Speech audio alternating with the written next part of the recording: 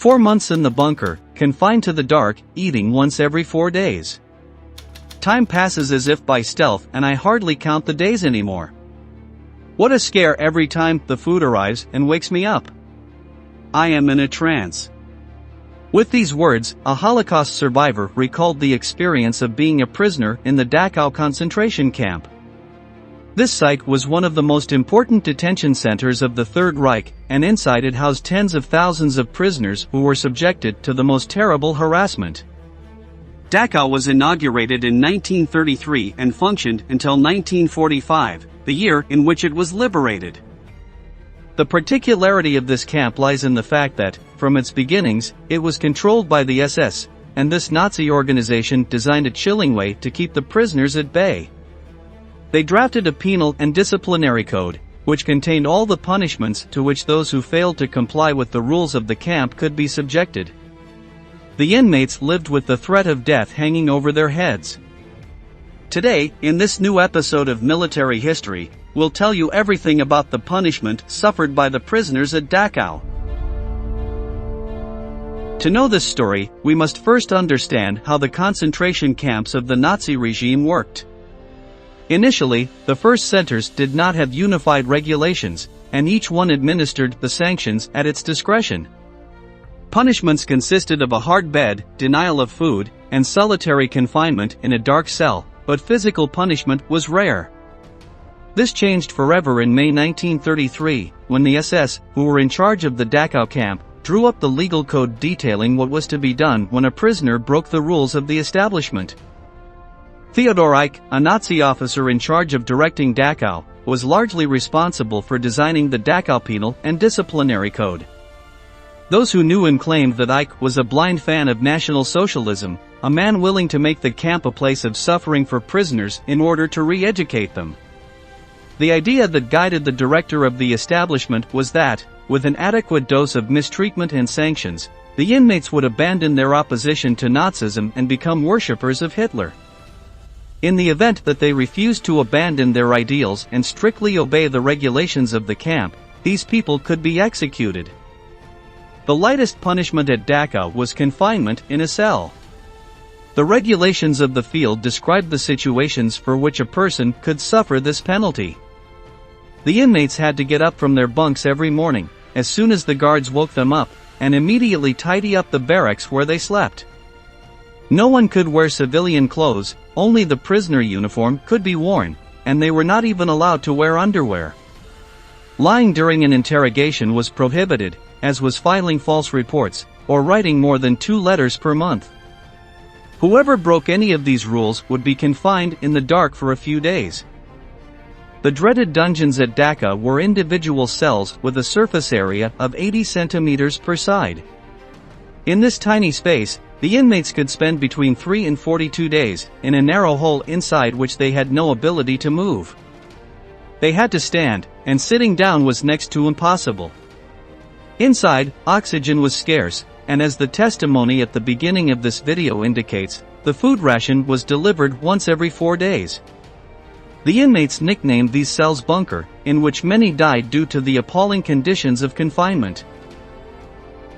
The punishments became harsher as the crimes became, according to the Nazis, more serious.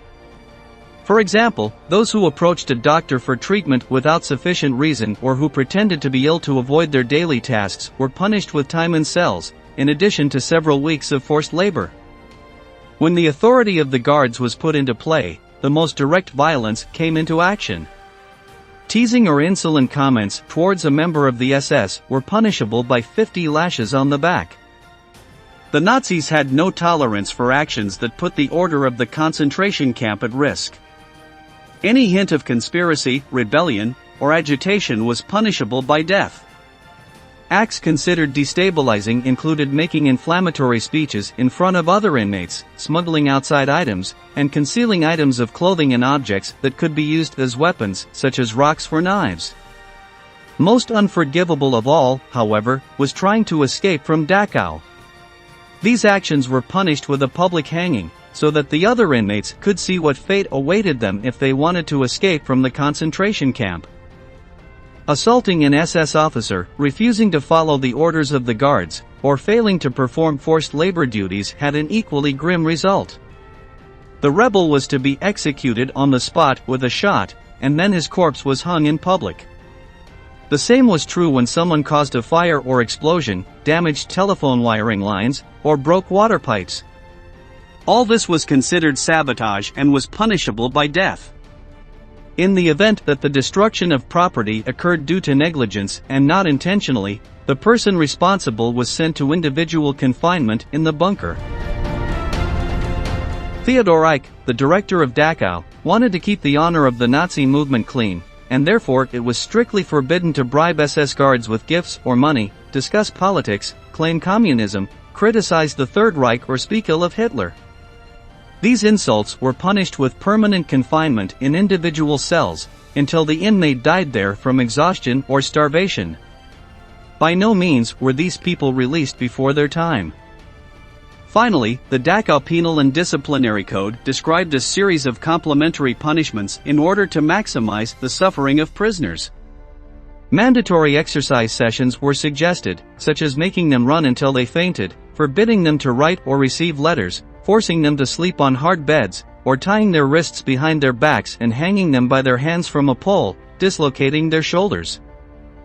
Eicke's career took off from his Dachau administration, eventually commanding an SS division on the Eastern Front when Germany invaded Russia in 1941. There, Eicke was noted for the brutality of his methods and for committing numerous crimes of war, such as the indiscriminate killing of prisoners. In 1943, while on a reconnaissance flight, his plane was hit by Soviet artillery. The ship crashed to the ground and Eicke died instantly. As for the Dachau camp, it continued to function until April 29, 1945, when the United States Army liberated it. The American soldiers were horrified by what they found inside. The corpses of inmates murdered in cold blood by the Nazis were piled up in the establishment. The U.S. troops reacted by killing the surrendering SS prison guards. After the liberation, the establishment continued to function as a residence for war refugees. Later, its facilities were converted into a commemorative museum, where the horror of what happened inside is remembered. We were pushed through the front door, and once we entered, we felt like we were in hell itself. There were corpses everywhere and watchtowers with guards pointing their machine guns at us. Meanwhile, gray ash fell from the sky from the bodies burned in the ovens. There were dogs barking menacingly, and the air was filled with the noise of loudspeakers shouting orders at us. There were always SS men on the lookout, in their spotless uniforms and well-holstered pistols. We had never been so scared before. With these words, Mindu Hornick, a camp survivor, recalls her first moments in the Auschwitz concentration camp. This site operated between May 1940 and January 1945, and it was here that Nazism committed its most aberrational crime. Auschwitz prisoners were strictly watched by the SS, an organization that served as the camp's authority. Discipline was maintained with an iron hand, and any infraction, no matter how minor, was severely punished. The most frequent crimes consisted of acquiring more food than the one granted in the small daily ration, escaping from forced labor, or working with reluctance.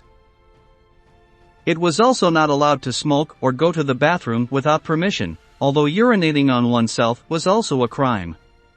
Inmates were required to wear their black and white uniform at all times, and those who tried to replace it with other clothing were punished.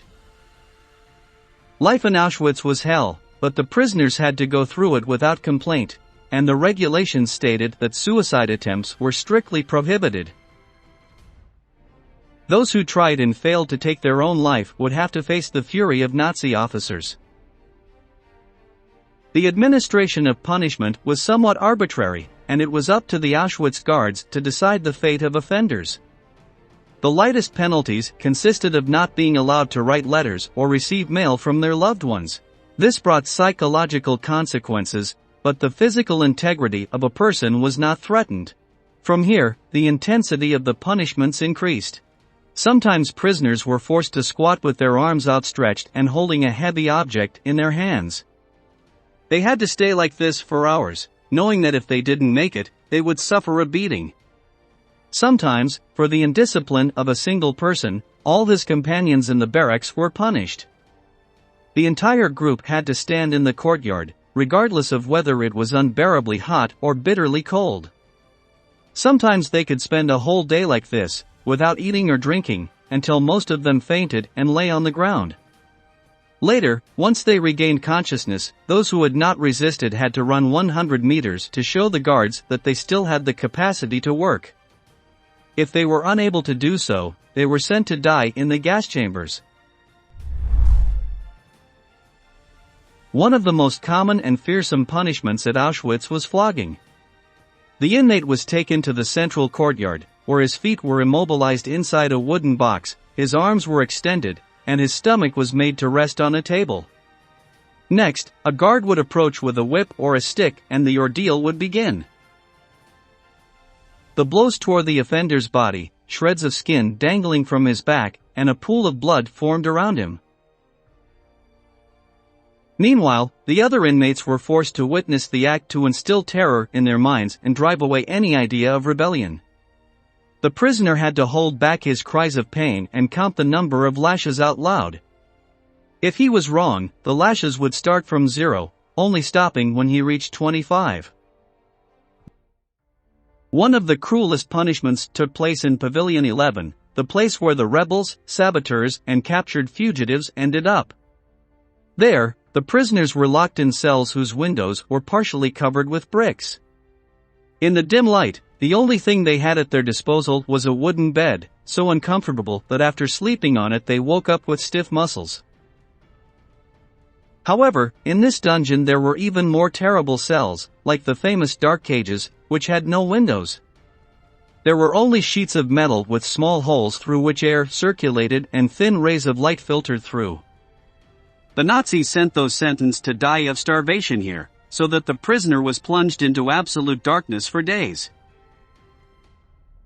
He received no food, although sometimes they gave him water to delay death and prolong his suffering, as he slowly lost his sanity and entered a state of delirium. Finally, the lack of food weakened him to the point where he lost his life. By the time the guards removed him from the cage, the inmate was little more than a pile of bones. Starting in 1942, the Nazis implemented a new type of cells, characterized by being extremely small spaces, barely 1 square meter. In this claustrophobic room, up to 4 people were admitted at the same time, who had to remain standing because they could not lie down. The only ventilation available was a small hole 2 inches in diameter. At night the most unruly prisoners were forced to stay there, to ensure that they could not rest properly. It should be remembered that arbitrariness reigned in Auschwitz, so an inmate did not always know the reasons for which he was punished. Sometimes the guards were in a bad mood or bored and decided to entertain themselves with the suffering of others. The beatings were a daily occurrence, and at times the assaults escalated to the point where the prisoner's head was thrown into an oven. They wouldn't let him out until the heat burned all his skin and cooked his eyes. On the other hand, the SS liked to organize dances of death, that is, taking a Jewish prisoner into a ring, where 3 guards who knew how to box would beat him to death. In the testimonies of the survivors, it is clear that one of the most feared punishments was that of the post. This penalty was administered in the courtyard outside Pavilion 11, where the offender's hands were tied behind his back and then he was hung from a crossbar so that his feet did not touch the ground. The victim was left for hours in this position, often losing consciousness. The direct consequence of this punishment was that his shoulder tendons were torn, making his arms useless. Since he could no longer serve in forced labor, he was usually sentenced to death and killed by firing squad or in the gas chambers. As we see, Auschwitz was the climax of the Third Reich's madness, and the horror did not cease until it was liberated by the Allies in early 1945.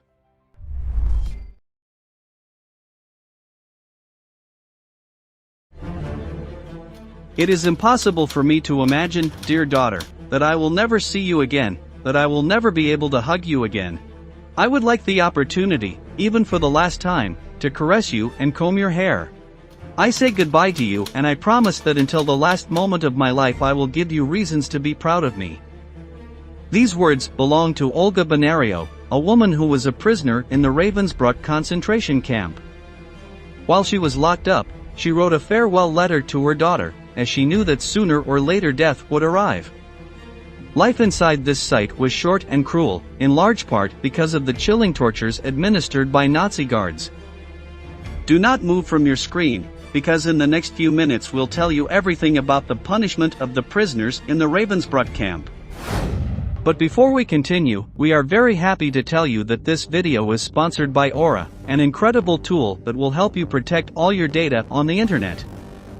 It is not news that all our information is available to anyone on the internet, and that happens because there are brokers that are in charge of compiling all your information and selling it to other companies or people who request it to offer you something, spam you, or for even worse reasons. Aura will identify these brokers and remove all your private information. It will even remove you from spam and robocall lists.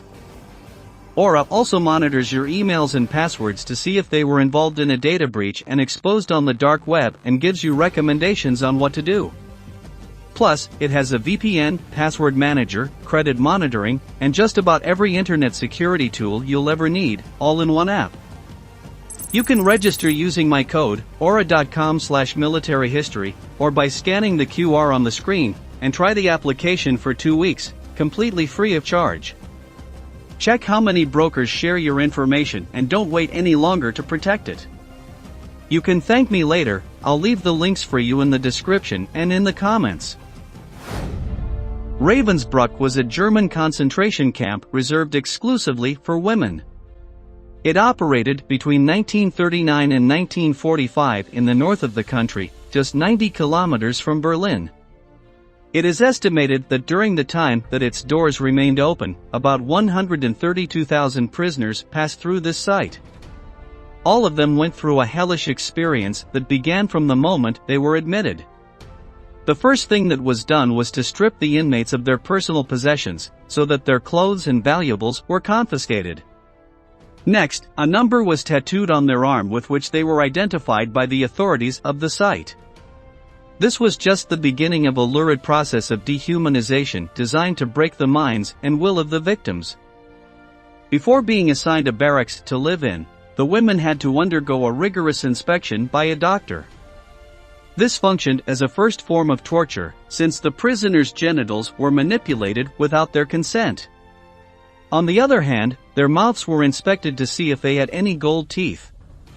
If this were the case, the doctor wrote it down on a form so that later, once the inmate was killed in the gas chamber or died of exhaustion, the tooth would be pulled from her corpse. At Ravensbrück, female inmates had to submit to a strict disciplinary code, which stipulated penalties for acts of insubordination and disrespect to guards. This, added to the arbitrariness of the top brass of the field, made the punishments something habitual, one more part of the infernal routine of this place. Over time, the prisoners began to identify when they would be subjected to torture. When they were summoned to the central courtyard of Ravensbrück, they would panic, since this was the beginning of a long session of suffering. Take, for example, the testimony of Francine Bryant, a survivor who remembers it this way: "There was no fixed time to call us, sometimes it was daytime and sometimes it was night. They forced us to leave our barracks and stand in the yard for hours. For reasons we couldn't understand, we weren't allowed to walk or move a single muscle. Usually this happened on Sunday afternoons and holidays, as those were the times when the kitchen was closed. We were not fed and we were exhausted." Some inmates remember that they had to remain on their feet for 7 hours, from 3 in the afternoon to 10 at night. This punishment was particularly cruel in winter and summer, when temperatures could cause a woman to succumb to hypothermia or faint from the heat. When this happened, they were kicked to the ground or savagely beaten by the guards, who were on the lookout, walking among the inmates in a threatening manner, attentive to who did not comply with the punishment guidelines. These group torture sessions were organized when a prisoner accidentally broke a window or inadvertently caused minor material damage to the facilities. In this way, in the event of a mistake by just one, all her companions in the barracks had to take responsibility. The inmates' uniforms were black and white, although due to the impossibility of cleaning themselves, and due to frequent corporal punishment, their clothes were gray and red. The vast majority of the inmates had scars, bruises, and poorly healed wounds. The way to punish disrespect, such as not greeting a guard or not showing up for daily checkups, was through strenuous physical exercise. The women were forced to remove their trousers and squat, standing on their fingertips with their arms stretched out in front of them. A guard would yell at them every couple of seconds to stand up properly, then order them to return to their previous position. This sequence could be repeated for an hour or two, until the women were exhausted with numb arms and legs. One of the favorite punishments of the SS consisted of posting a score of men at a gate. Every time a group of female prisoners had to walk around, the guards beat them in the back with batons, to the point where many of them ended up with broken bones. During the night, the women returned to their barracks after a grueling day of forced labor and cruel punishment. However, even at that moment they could not rest, since they had to share the beds of 3 or 4, which made it impossible to sleep comfortably. Thus, not only did their bodies fall apart from the beatings, but they also woke up with contractures and exhausted muscles. The harshest punishment at the Ravensbrück concentration camp was reserved for the worst acts of indiscipline, such as assaulting guards or attempting to escape. Although in theory it was used as a sanction and a way to rehabilitate a rebel prisoner, in practice it functioned as a death sentence due to its extreme level of violence. The woman was to remove her pants and then stand still while she received 25 blows to her bare buttocks from a stick. Many times, the instrument had a rubber tip to make the pain even worse. The prisoner screamed as the blows tore at her flesh and a torrent of blood poured down her legs, pooling around her. At these sessions, there was always an SS doctor present, whose task it was to monitor the woman's heart rate. If her heart was racing too fast and she looked like she was going to have a heart attack, the beating had to stop, so she wouldn't die immediately. This did not mean that the woman escaped the penalty, but simply that the torture resumed the next day, when her pulse was already in order. The punishment ended once the 25 lashes were completed. Usually, the recluse died from blood loss, although she sometimes survived for a few more weeks. In these cases, her wound, which was never properly treated, became infected and caused fatal septicemia. As we see, it is clear that the Ravensbrück camp was one of the most abominable places of the Third Reich. We reached the end of the video and we want to ask you, what do you think was the wildest punishment in Ravensbrück? Leave us your answer in the comment box below and don't forget to subscribe to our channel to learn about many more military events that left their mark on history.